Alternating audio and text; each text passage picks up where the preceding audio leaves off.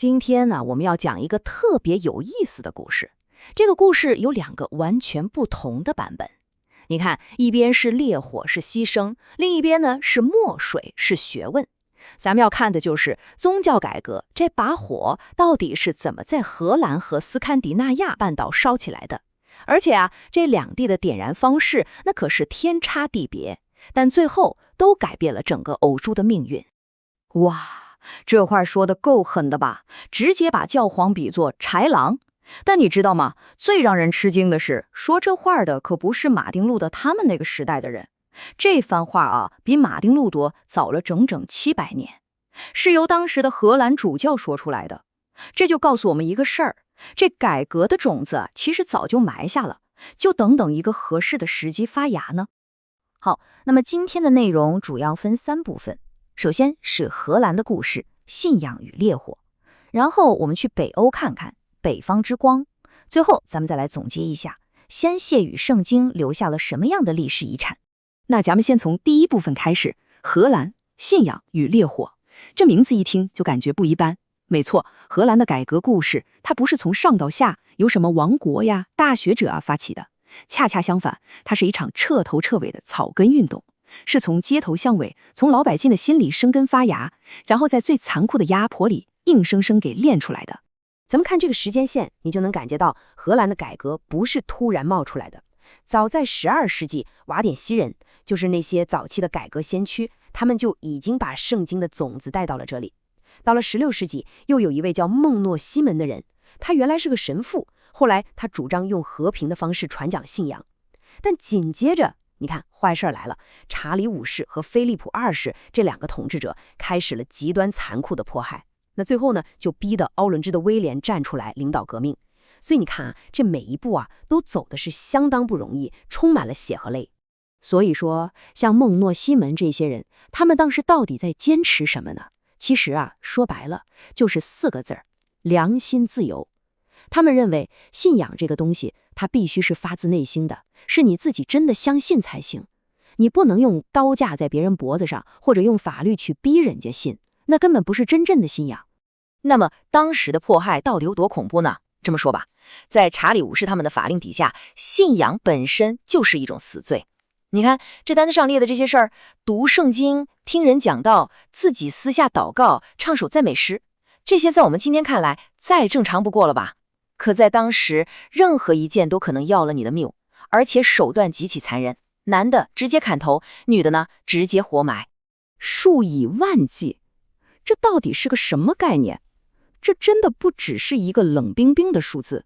你想想看，每一个数字背后都是一个活生生的人，一个可能破碎的家庭，一个戛而言止的人生。这个代价实在是太沉重了。但是就是在这种高压之下，发生了一些让人难以置信的事情。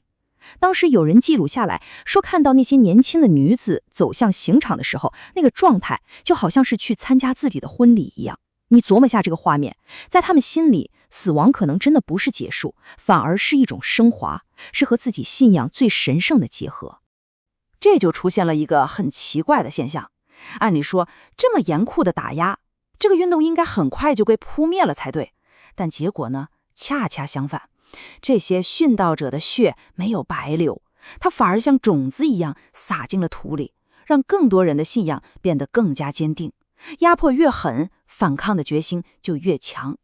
好，说完了荷兰学火的故事，咱们把目光转向北方，去斯堪的纳维亚半岛看一看。这里的情况那可就完全不一样了。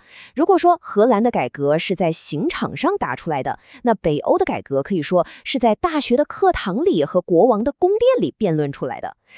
你看北欧的改革之路就显得有条不紊，稳得多，也和平得多。第一步是他们的学生跑到德国的威丁堡大学去留学，然后呢，这些学生学成归来，就把马丁路德的思想带回了家。接下来最关键的一步就是把圣经翻译成大家都能看懂的本地话，比如丹麦语啊、瑞典语啊。最后，国家的领导人和议会一看，哎，这东西好，就正式接受了新的信仰。你看，整个过程就像是铺好了轨道一样。说到瑞典，就必须提2个人。奥拉夫和劳林底斯·彼得里兄弟，这俩兄弟可以说是瑞典改革的领军人物了。他们的出生说出来你可能不信，就是一个铁匠的儿子，但是人家硬是靠自己的努力，跑去跟马丁·路德学习，接受了当时全欧洲最顶尖的神学教育。那彼得里兄弟跟旧势力辩论的时候，他们手里最厉害的武器是什么呢？就是这个原则 ，sola scriptura， 翻译过来就是唯独圣经。什么意思呢？很简单，就是说所有关于信仰的事，最终都得听圣经的。圣经是最高的权威，比教会的任何传统、任何规定都要高。你别小看这个观点啊，它的杀伤力是巨大的。奥拉夫·彼得里就直接说，你们教会搞的那些法令规定，要是跟圣经里神的诫命对着干，那对不起，他们就是无效的。这话一说出来，等于直接把罗马教会权力的根基给挖了。在当时，这绝对是石破天惊的。结果怎么样呢？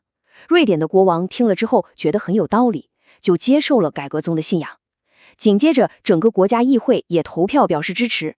所以你看，这跟荷兰那种打打杀杀的草根路线完全不同。瑞典的改革是从上到下推动的，所以过程就顺利和平多了。好，荷兰的故事咱们讲完了，北欧的故事也看过了，两条路，一个歇心，一个平和。那么现在咱们就把这两段历史并排放在一起，来聊聊他们共同的遗产——鲜血与圣经，到底给我们留下了什么？这个对比就非常直观了。你看左边，荷兰是典型的草根运动，是被迫害逼出来的，最后通过革命用鲜血换来了自由。再看右边，斯堪的纳维亚，它是一场自上而下的革命，靠的是学术和辩论，最后通过立法用墨水换来了自由。一个是用命拼，一个是用笔争。但最关键的是什么呢？是虽然这两条路看起来完全不一样，但他们通向的是同一个目的。这个目的就是摆脱罗马教廷的权威，建立起真正的宗教自由。不管是流血牺牲还是着书立说，最终都是为了这个。那么讲到最后，我想留给大家一个问题思考一下。无论是用鲜血还是用圣经，前人为了信仰和自由付出了那么大的代价，这些斗争对于活在今天享受着这一切的我们来说，到底意味着什么？我们又该如何去理解和真实我们今天所拥有的自由呢？我想，这段历史其实离我们并不遥远，它依然在塑造着我们今天的世界。